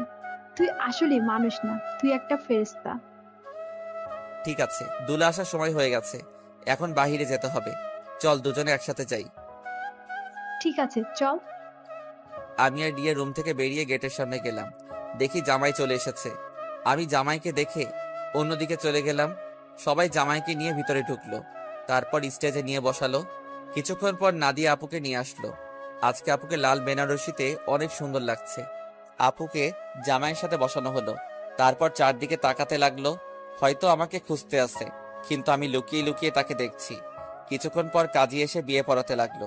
যখন নাদিয়া আপুকে কবুল বলতে বলল, তখন আপু চুপ করে আছে। সবাই আপুকে বলছে কবুল বলার জন্য, কিন্তু আপু বলছে না। যেই না আপু সবার জোরাজোরিতে কবুল বলতে যাবে, তখন হঠাৎ রাফি কোথা থেকে এসে বলল, এই বিয়ে বন্ধ করুন। কি হয়েছে রাফি, তুমি বিয়ে বন্ধ করতে বললে কেন? আপনারা যার সাথে আপুর বিয়ে দিচ্ছেন তার সম্বন্ধে ভালো করে খোঁজ খবর নিয়েছেন? কি বলতে চাও তুমি? সবাই তো বলছে ছেলে ভালো। এই ছেলে ভালো না, ও একটা মেয়েকে বিয়ে করবে বলে তার সবকিছু কেড়ে নিয়ে গেছে। তোমার কাছে কি প্রমাণ আছে যে রনি খারাপ ছেলে? আমি জানতাম আপনারা এটাই বলবেন, তাই তো ওই মেয়েটাকে সাথে করে নিয়ে এসেছি। কোথায় আপু, সামনে এসো। রাফির কথা শুনে একটা মেয়ে সবার সামনে আসলো। মেয়েটাকে দেখে রনির চোখ বড় বড় হয়ে গেল। তখন রাফি বলল, বোন, তুমি সবার কাছে সত্যিটা খুলে বলো। আমার নাম মিম। রনির আর আমার 1 বছরের রিলেশন। সে আমাকে বিয়ে করবে বলে আমার সব কিছু কেড়ে নিয়ে গেছে। কিছুদিন আগে সে আমাকে বলে তাকে ভুলে যেতে, তার নাকি অন্য জায়গায় বিয়ে ঠিক হয়ে গেছে। আমার সাথে নাকি প্রেমের অভিনয় করছে। আমার ছেলে যে তোমার সাথে খারাপ কিছু করেছে তার কি প্রমাণ আছে? আমার মোবাইলে আমার আর রনির একসাথে ছবি আছে এবং কিছু নেগেটিভ ছবিও আছে, চাইলে দেখতে পারেন। বলে মোবাইলটা রনির বাবার হাতে দিল। তখন রনির আব্বু বলল, আমি তোমাদের দুজনের ছবি শুধু দেখেছি, আর ওগুলো দেখতে চাই না। রহমান সাহেব, আপনি আমাকে ক্ষমা করে দিন। আমি জানতাম না আমার ছেলে এতটা খারাপ। যদি জানতাম তাহলে কখনো আপনার মেয়ের জন্য বিয়ের প্রস্তাব নিয়ে আসতাম না। আমি আজকে ওদের দুজনকে বিয়ে দিব, পারলে আমাকে মাফ করে দিবেন। এই বলে রনির বাবা মিম এবং রনিকে নিয়ে তারা বাসা থেকে বেরিয়ে গেল। সবাই এখন চিন্তা করছে নাদিয়ার কি হবে। তখন আঙ্কেল বলল, এখন আমার মেয়েটার কি হবে? এখন কে ওকে বিয়ে করবে? তখন রাফি আর রিয়া আঙ্কেলের সামনে গিয়ে বলল, আঙ্কেল, আপনি কোনো চিন্তা করবেন না, আপুর বিয়ে আজকে এবং এখনই হবে। তুমি কি বলছো রাফি? আমার মেয়েকে বিয়ে করবে? আমি তোর কথা কিছুই বুঝলাম না। তুই কার কথা বলছিস? সে আর কেউ নয়, আমি রাসেলের কথা বলছি। রাসেল আর নাদিয়া আপু দুজন দুজনকে পাগলের মতো ভালোবাসে। শুধু আপনাদের সুখের কথা চিন্তা করে নিজের ভালোবাসা কোরবানি দিতে চেয়েছে। কারণ মামা, তুমি ওকে রাস্তা থেকে তুলে নিয়ে এসে বাসায় ঠাঁই দিয়েছো, তাই তোমাদের নুন খেয়ে তোমাদের মন নষ্ট করতে দিতে চাইনি। আমি আপনাদের সবকিছু খুলে বলি। তারপর সবকিছু খুলে বললাম। আঙ্কেল রাফির কথা শুনে আমার সামনে সে ঠাস করে একটা থাপ্পড় মেরে বলতে লাগলো, নিজেকে খুব মহান মনে করছিস তাই না? তোকে আমি বাইরের ছেলে মনে করেছি। তুই কেন এমন করছিস? আমি তোমাদের সাথে প্রতারণা করতে পারবো না। আমি আপনাদের দুজনকে সবসময় নিজের মা বাবার মতো দেখে এসেছি। আপনি একটা এতিম ছেলেকে ঠাঁই দিয়ে নতুন জীবন দিয়েছেন। আমি কি করে আপনাদের মনে কষ্ট দেই? আরে আমি তোকে কখনো অন্যভাবে দেখিনি। আমি তোকে নিজের ছেলের মতো জানি। তুই আমাদের কাছে একটা বার বলে দেখতি, আমি কখনো মানা করতাম না। এটা শুনে আমি আরো খুশি হয়েছি। আচ্ছা তোর কথা বাদ দিলাম, নাদিয়া তো আমাদের খুলে বলতে পারতি। আমি তোমাদের সবকিছু খুলে বলতে চেয়েছি, কিন্তু রাসেল আমাকে মানা করেছে, আবার আমাকে কসম দিছে। ঠিক আছে, এখন সব বাদ। এখন রাফি, তুমি রাসেলকে তৈরি করে নিয়ে আসো। ঠিক আছে আঙ্কেল। এ বলে রাফি আমাকে নিয়ে উপরে চলে আসলো। আমি সাথে সাথে রাফিকে জড়িয়ে ধরে কান্না করে দিলাম। তারপর বললাম, কিরে কেমনে কি? ঠিক আছে বলছি। আমি গতকাল দুপুরে মার্কেটে যাচ্ছিলাম আপুর বিয়ের উপহার কিনতে। তখন হঠাৎ দেখি একটা মেয়ে রনির মতো একটা ছেলের সাথে কথা বলছে। হঠাৎ ছেলেটা মেয়েটাকে ঠাস করে 2টা থাপ্পড় মেরে চলে যায়। ছেলেটা যে সময় গাড়িতে উঠবে তখন তার চেহারা দেখে অবাক হয়ে যায়, কারণ সে ছিল রনি ভাই। আমি আর দাঁড়িয়ে না থেকে মেয়েটার কাছে গেলাম। তখন তাকে জিজ্ঞেস করি, ওই ছেলেটার সাথে তোমার কি সম্পর্ক? তারপর মেয়েটি সব খুলে বলে। কি বলেছে আপনারা তো সব জানেন। তুই মিমের সব কথা শুনে কি বলছিস? আমি ওর কথা শুনে তাকে নিয়ে বাসায় চলে আসলাম। আব্বু আম্মুকে বললাম, আমার বন্ধু, তোমরা সবাই বিয়ে বাড়িতে চলে যাও, আমি বিয়ের দিন যাব। আমার বন্ধুর সাথে আমার কিছু কাজ আছে। আব্বু আম্মু পরে কিছু বলে নাই? মানে একটা মেয়ের সাথে তোর কি কাজ? তুই তো জানিস আব্বু আম্মু আমাকে অনেক বিশ্বাস করে, তার ছেলে কখনো খারাপ কাজ করবে না। আব্বু আম্মু চলে আসার পর কোন রকম রাতটা কাটিয়ে পরের দিন বিয়ে বাড়িতে নিয়ে আসলাম। আমি সবার সামনে রনির মুখোশ খুলে দেওয়ার জন্য বিয়ের দিন মিমকে নিয়ে আসি। আজকে তোর কারণে আমার ভালোবাসার মানুষকে আপন করে পেয়েছি। তোর এই ঋণ কখনো শোধ করতে পারবো না। হয়েছে হয়েছে, তোর ঋণ শোধ করা লাগবে না, শুধু আমার একটা হেল্প করে দিতে হবে। বল তোর কি হেল্প লাগবে? আমার সাথে একটা মেয়ে দাঁড়িয়ে যখন আঙ্কেলের সাথে কথা বলছে, ওই মেয়েটাকে আমার পছন্দ হয়েছে। ওর সাথে আমার লাইনটা ক্লিয়ার করে দিবি। তার মানে তুই রিয়ার কথা বলছিস? আরে তোকে তো ওর কথা বলছি। মানে আমি তো কিছুই বুঝতে পারছি না। তোকে বলছি না, আমাকে আপুর মামাতো বোন রিয়া প্রপোজ করছে, এই সেই মেয়ে। কি? তার মানে ওই সেই রিয়া? কিন্তু চেহারা তো কিন্তু মার্শাল্লাহ। এখন আমার সাথে লাইনটা করে দে। ঠিক আছে দিব, আগে আমার বিয়েটা শেষ হোক। ঠিক আছে, এখন ফ্রেশে আয়, আমাদের জন্য সবাই অপেক্ষা করছে। আমি আর কোনো কথা না বলে ওয়াশরুমে ঢুকে ফ্রেশ হয়ে একটা পাঞ্জাবি গায়ে দিয়ে রাফির সাথে নিচে চলে আসলাম। আমাকে নিয়ে আপুর পাশে নিয়ে বসালো। তখন আপু আমার কানের কাছে মুখ এনে বলল, আজকে তোর খবর আছে, শুধু বিয়েটা হয়ে যেতে দে। তুই আমাকে অনেক কষ্ট দিয়েছিস। সেটা বাসর ঘরে দেখা যাবে। আমিও কিন্তু কম কষ্ট পাইনি। কাজী বিয়ে পড়ানো শুরু করলো। আগে আপুকে কবুল বলতে বলল, আপু সাথে সাথে কবুল বলে ফেললো। সবাই মুচকি মুচকি হাসছে। এবার আমাকে বলতে বলল, কিন্তু আমি বলছি না, আমি আপুকে একটু লাগানোর জন্য দেরি করছি। আপু আমাকে কনুই দিয়ে গুতা দিল। আমি সাথে সাথে কবুল বলে ফেললাম। সবাই জোরে জোরে হাসা শুরু করলো। তারপর কাজী মোনাজাত ধরলো। সবাই আমাদের জন্য দোয়া করলো। তারপর সবাই খাওয়া দাওয়া করে বাসায় চলে গেল। আব্বু আম্মু আমার কাছ থেকে বিদায় নিয়ে চলে গেল। রাফি আমার সাথে থেকে গেল। এখন আমি আর রাফি ছাদে বসে আছি। ছাদে আসার সময় রিয়াকে বলেছি ছাদে আসার জন্য। আমি আর রাফি বসে বসে কথা বলছি। কিছুক্ষণ পর রিয়া ছাদে আসলো। তখন আমি বললাম, কিরে তোর আসতে এত দেরি হলো কেন? দেরি কি আর এমনি হয়েছে? তোর বাসর ঘর সাজাতে দেরি হয়ে গেছে। এখন বল কি জন্য ডাকলি? আজকে বিয়ে বাড়িতে একটা ছেলে তোকে দেখে পছন্দ করে, সে নাকি তোর সাথে প্রেম করতে চায়। আমার কথা শুনে রাফি মাথা নিচু করে ফেলছে। তখন রিয়া বলল, ছেলেটা কি জানতে পারি? সে আর কেউ নয়, আমার কলিজা, আমার জানের বন্ধু রাফি। তাহলে না বলে তোকে বলতে বলছে কেন? আসলে আজ পর্যন্ত রাফি কোনো মেয়ের সাথে প্রেম করে নাই। কেন জানি তোকে দেখে পছন্দ হয়, কিন্তু লজ্জার কারণে বলতে পারছে না। তাই আমাকে বলল তোর সাথে লাইন করে দেওয়ার জন্য। ঠিক আছে, তুই রুমে যা। আপু রুমে তোর জন্য অপেক্ষা করছে বাসর ঘরে। আমার অনেক ভয় করছে রে। এত ভয় কিসের? বিড়ালটা ঠিক মতো মারিস। ওই, এই বিড়াল আবার কোথায় থেকে আসলো? সেটা বাসর ঘরে গেলে আপু তোকে দেখিয়ে দিবে। এখন তুই যা, আমি ওর সাথে কথা বলবো। আচ্ছা ঠিক আছে, যাচ্ছি। আমার বন্ধুর যেন কিছু না হয়, তাহলে কিন্তু তোর মাথা ফাটিয়ে ফেলবো। ওই আমার জামাইয়ের সাথে আর আমি যেটাই করি তোর সমস্যা কি? কি? তার মানে তুই রাজি? আরে ওকে তো প্রথম দেখে আমি প্রেমে পড়ে গেছি, এখানে রাজি হওয়ার কি আছে? তুই বাসর ঘরে যা, আমি আমার জানের সাথে একটু রোমান্স করি। তাহলে তোরা থাক, আমি গেলাম। আমি আর কোনো কথা না বলে বাসর ঘরের সামনে চলে আসলাম। দোয়া দরুদ পরে আস্তে আস্তে রুমে ঢুকলাম। তারপর দরজা বন্ধ করে দিলাম। দরজা বন্ধ করে বিছানার দিকে তাকিয়ে যেটা দেখলাম সেটা দেখে আমি পুরো অবাক হয়ে গেলাম। দেখি নাদিয়া আপু একটা লাঠি নিয়ে বিছানায় বসে আছে। আমি আপুর সামনে গেলাম।